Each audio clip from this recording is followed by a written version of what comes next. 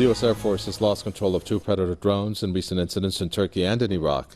The U.S. military officials said in the first case on October 16 that a Predator crew reported a lost link and a subsequent crash while the drone was flying southeast of the Iraqi capital, Baghdad. The second UAV crashed on October 19 in southern Turkey. The cause of the crashes is under investigation. The U.S. Predator drones are capable of being equipped with deadly munitions. The unmanned aircraft have become notorious in recent years as they have been used widely by Washington for targeted killings in foreign countries. The UN has condemned the U.S.'s use of the drone for assassination as a violation of international law. In the opening ceremony, NATO personnel performed exercises showcasing some of the alliance's fighter jets and helicopters, and the actual exercises, named the Trident Juncture, are set to start on Wednesday. And NATO says the drills are to test its ability to respond to new security threats.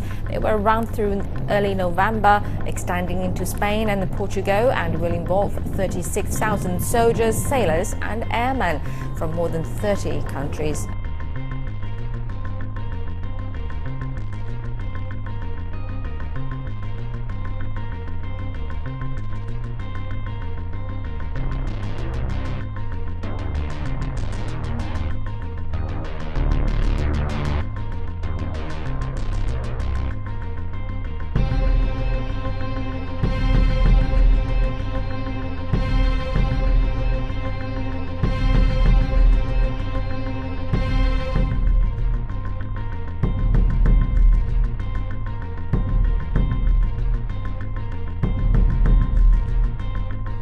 His reputation for ruthlessness is legendary, his military skill unquestioned, and he's now regularly being spotted on key battlegrounds in Syria. This picture from Iran's semi-official news agency showing Iranian General Qasem Soleimani seemingly posing with troops in Syria. The latest evidence of Iran's growing involvement with Russia there.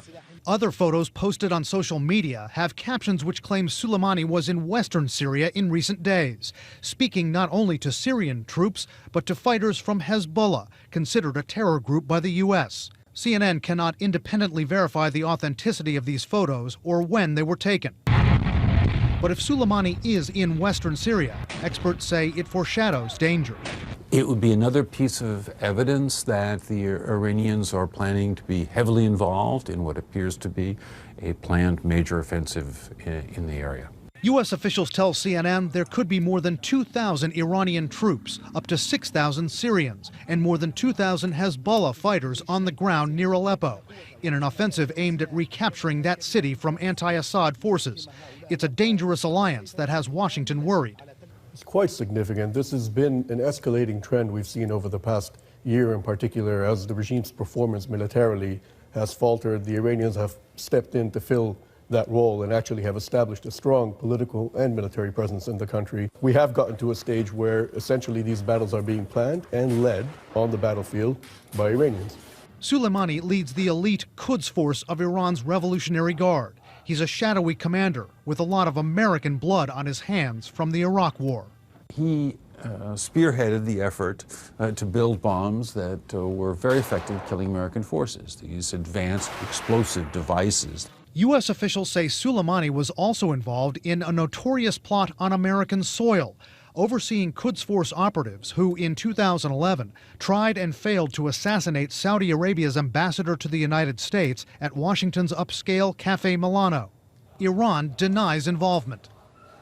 Despite his reputation for commanding operations from afar, there are strong indications that Iranian commanders right under General Soleimani are vulnerable in Syria. The Iranian government recently confirmed that this man, General Hossein Hamdani, a top commander of Iran's Revolutionary Guard, was killed by ISIS near Aleppo. A U.S. intelligence official called that a psychological blow to forces fighting for Bashar al-Assad in Moscow on what is thought to be his first overseas visit since Syria's civil war started in 2011.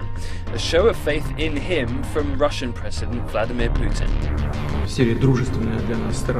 Syria is a friendly country, and we are prepared to do whatever we can, not only in the course of military efforts to fight terrorism, but also in the course of the political process. Of course, it should be done in close contact with other world powers and countries of the region interested in a peaceful solution.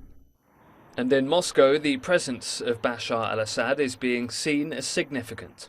This visit is very important for the Syrian president, who wants to make sure there's tangible backing on the part of Russia. And for Russia, it's also important, first, as a demonstration of Russia's commitment to Assad, and that is essential in the run-up to the negotiations with the United States, Saudi Arabia, possibly also Turkey, and others. Meanwhile, Russian airstrikes in Syria have been continuing. This Defense Ministry video showing operations in the country. But Bashar al-Assad's surprise visit here also a chance for him to express thanks to President Putin for his backing. Russia says it will continue to support President Bashar al-Assad in Syria, despite criticism from the US and other Western nations. Washington says Russia is propping up a leader it believes must go. Russia says it is supporting a legitimate government in Syria in its fight against terrorism. Ollie Barrett, CCTV, Moscow. About an hour ago, I spoke with President Obama, and we talked about Canada's continued engagement as a strong member of the coalition against ISIL. And I committed that we would continue to engage in a responsible way that understands how important Canada has as a role to play in the fight against ISIL, but he understands the commitments I've made around ending the combat mission.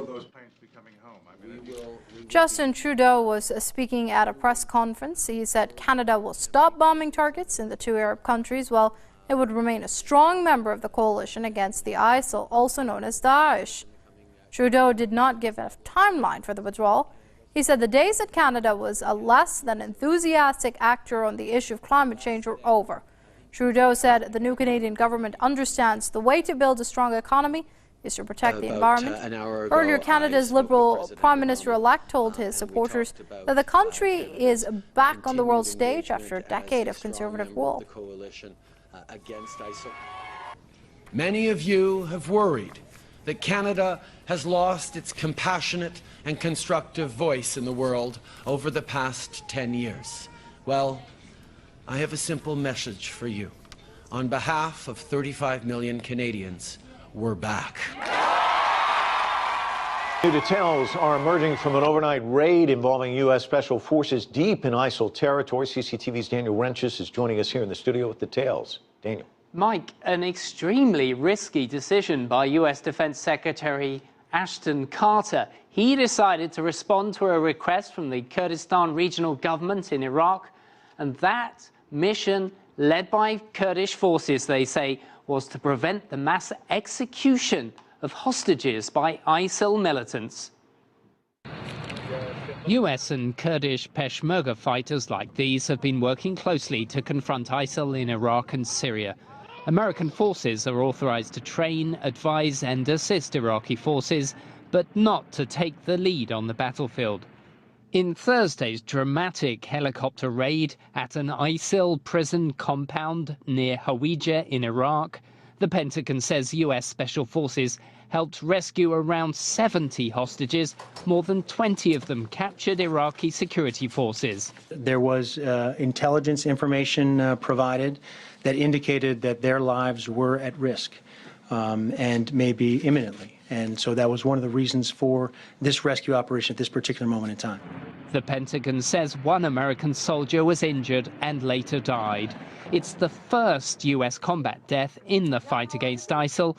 US officials say this is not a case of mission creep toward conventional boots-on-the-ground operations. In that support role, they are allowed to defend themselves and also defend partner forces and to protect against the loss of innocent life.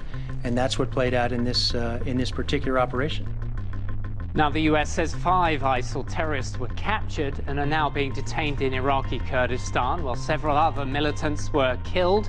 Officials say they also managed to gather what they're calling important intelligence at the site. Well, Donald Trump made waves last week when he declared that he would keep the country safer than another Bush. What with that whole 9/11 thing? Well, now he is doubling down. He's refusing to apologize for those comments that he made, saying Bush knew in advance 9/11 was coming. They did know it was coming, and George Tenet, the head of the CIA, told them that it was coming. So they did have advance notice, and they didn't really work on it. Now, that's something that could happen. I don't blame him for that. Again, the question was, it wasn't that I was blaming. They said that our country was safe under Bush. I said, well, what about the World Trade Center coming down and the worst attack in history? But the statement was our country was safe under his brother. Yeah. So Trump emphasized once again that he was not blaming Bush for 9/11, just pointing out the fact that everyone keeps saying, oh, well, our country was safe under Bush, but also completely ignoring the fact that the worst terror attack in our U.S. history happened on his watch.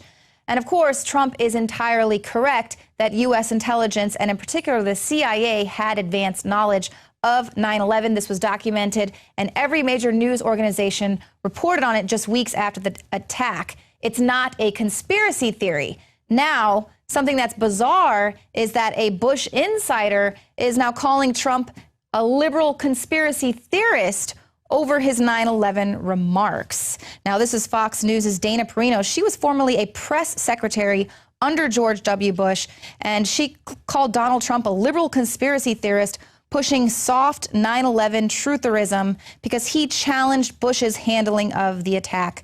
She said, it is soft trutherism. It is what it is, like soft racism and soft bigotry, saying he put it out there because he wants to be provocative. Well, you want to know what's soft, Dana, is your reporting after 9/11. You completely failed as an establishment media lapdog. Well, I guess you're quite successful in spinning the official government narrative. Now you're going on to spin it again, saying it's racist to question that narrative. Soft racism.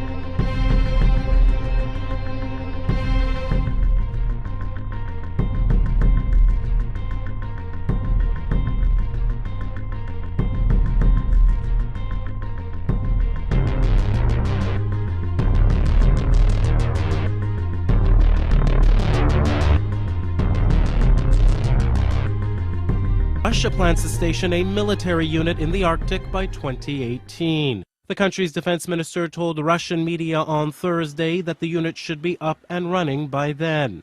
He added that a military base with modern equipment has also been built on the Arctic island of Kotelny. Russia has reinforced its presence in the Arctic in recent years. The area is believed to hold huge oil reserves and natural gas deposits. In 2014, the country released its military doctrine, which prioritized the need to protect its interests in the Arctic. Russia also plans to create a network of naval facilities for submarines and warships in the Arctic by the end. St. Louis area authorities are searching for whomever targeted 6 predominantly black churches and set them on fire. Investigators say the arsons happened over 9 days. The first happened the evening of October 8th, the latest just this past Sunday. All the churches are in the areas right around Ferguson. Damage has mostly been sustained to the front doors of the churches, a noticeable pattern according to investigators. And today, these local pastors made an urgent plea for the community to unite and stay vigilant. This is not over, it's just the beginning. And we want the city to know that the churches, the pastors, the Christians are coming together to stand as one. If you burn one, you're burning all of us. Authorities say they have not determined a motive, but investigators are saying the churches were targeted. Joining me now from St. Louis, the pastor of the new Northside Missionary Baptist Church, Reverend Roderick Burton. His church was set, the second to be set on fire 10 days ago. So, Reverend, I'm so sorry about the church. Thank you so much for sharing your time with us today. Thank you. So, take me back. 10 days ago, you get a phone call from the minister of music who lives two doors down from the church, right around 3 o'clock in the morning, and they say what? They said that, Pastor, there was a fire at the front door of the church. The fire department put it out. A neighbor alerted the fire department, and, you know, they left it there. So that just it's jarring enough to wake up at 3 in the morning, even more jarring to hear that there's been a fire. So when you went finally to see the damage, what was your first thought? Well, I was very thankful in that the potential for more damage was there. We still could use the door functionally, but and then I also was very concerned about the heart and the mind of the individual that would do something like that. I'm Lindsay Loeb. We are following breaking news right now out of Sebring. Part of U.S. Highway 27 is shut down at this moment because of an incident involving multiple possible explosives. Authorities tell us they are investigating 4 devices. They look like some type of incendiary device. One has been confirmed as an explosive, and we are just learning the bomb squads on scene detonated one of them moments ago. 3 of these suspicious devices were found at the Newsom Ice Center. One was on the right-of-way on US 27 near the Denny's restaurant. Both businesses and a nearby shopping center are evacuated at this time. I want to show you a map of the area so you can get a better idea of where this is happening. Right now, US Highway 27 shut down in both directions between Valeria Boulevard and Sebring Parkway. It's a main stretch of road through Sebring, so US 17 is going to be your alternate route until this braking scene clears. If you know anyone who's going near that area, be sure and give them a heads up. Sebring police, we are told, do have a suspect in custody, and multiple agencies at this time are responding to the situation, including the Manatee County Bomb Squad, FDLE, the FBI, and ATF. We also have a crew on the way to the scene as well. We will be monitoring the situation very closely. Israeli Prime Minister Benjamin Netanyahu has been mocked and criticized for his comments on the role of Palestinians in the Holocaust. Secretary General of the Palestine Liberation Organization, Saeb Erekat, said Netanyahu's comments show that he hates Palestinians so much that he's willing to absolve Hitler. Germany and the U.S. also said Netanyahu's remarks were not supported by historical evidence. Also, Israeli opposition leader Isaac Herzog also compared Netanyahu's remarks with those of Holocaust deniers. Prime Minister's words have also become the subject of online ridicule and condemnation by ordinary Israelis. Netanyahu said that Hitler only wanted to expel Jews from Europe, but that the then Grand Mufti of Jerusalem, Al-Quds, Haj Amin al-Husseini, asked him to burn them. A chief historian at Israel's Memorial to the Holocaust rejected Netanyahu's account as factually incorrect. And topping this half hour, a new billboard in Detroit causing a lot of controversy. You can see the sign. It reads America First over Israel. So, is it meant to be anti-Semitic or something else entirely? Let's go live to 7 Action News reporter Camille Amiri with more on this story. Camille. Well, Carolyn, that is the million-dollar question. What exactly does the statement on this billboard mean? And it really is up for interpretation because we don't have a definitive answer from the organization who put the billboard up. However, we did do some digging. The billboard is referencing an incident that occurred in, get this, 1948 in the Arab village of Deir Yassin on the west side of Jerusalem. The village was attacked and more than 100 men, women, and children were killed by Zionist paramilitary groups. This particular ad is not placed in a predominantly Arab American neighborhood. It is also not in a predominantly Jewish neighborhood. These ads that we're seeing across the country are general ads that whose goal is to drive a wedge between the American people and the State of Israel. This particular sign goes a step further and raises an old anti-Semitic canard of dual loyalty, implying that Jews are not loyal to the country in which they live. Make no mistake that while many of the Jewish people in the United States support the State of Israel as a Jewish state, we are loyal Americans. Now, I did reach out to the organization who had this billboard put up. It is based in New York, the state of New York.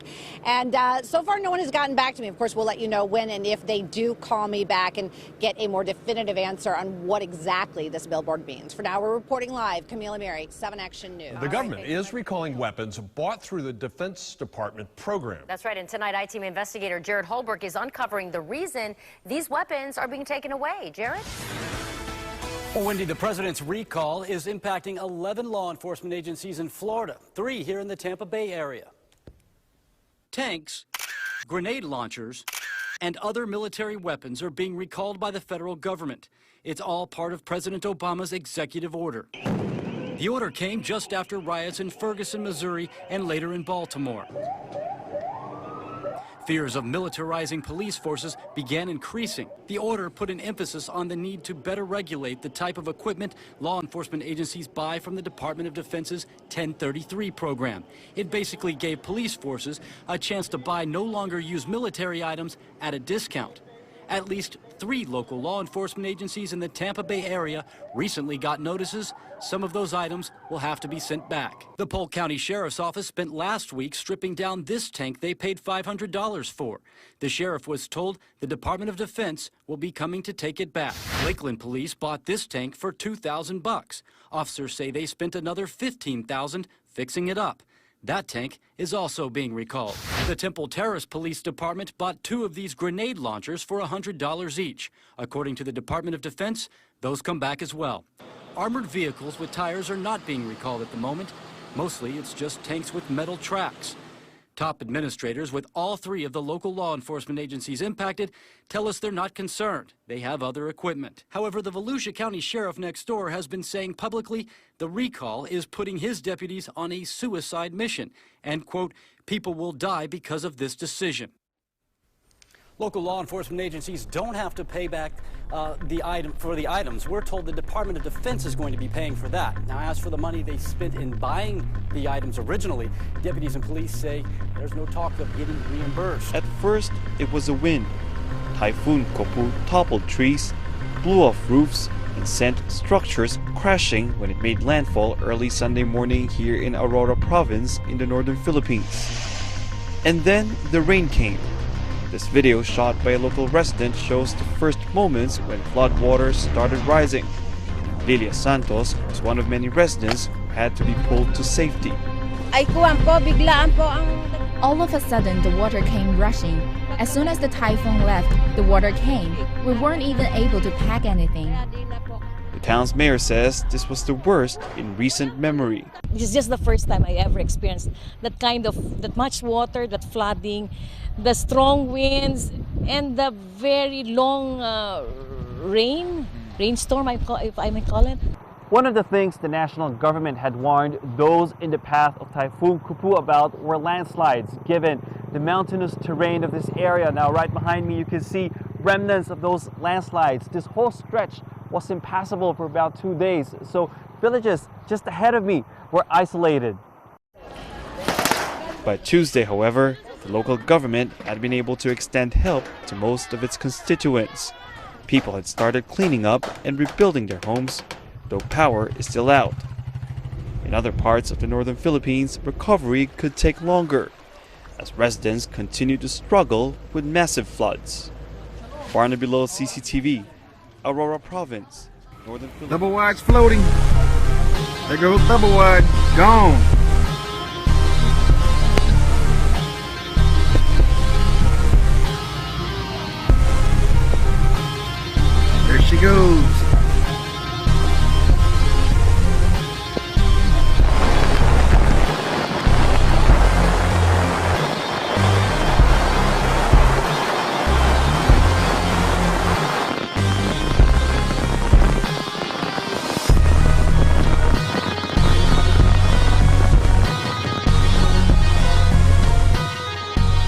a scary system. This is the strongest hurricane that we have seen in the eastern North Pacific ever on record. A Category 5 right now. We've got wind speeds at 200 miles per hour. Hurricane Hunter's just flying through the eye of that earlier this morning, and it's now moving northwest at about 12 miles per hour. We're expecting landfall later today, and it does not look like it's going to decrease in intensity. So this is a major system. Could see rainfall rates up to about 20 inches and some very strong winds, obviously. So we're going to be watching this. This could be, as the National Hurricane Center is saying, a catastrophic event. So we'll keep an eye on it.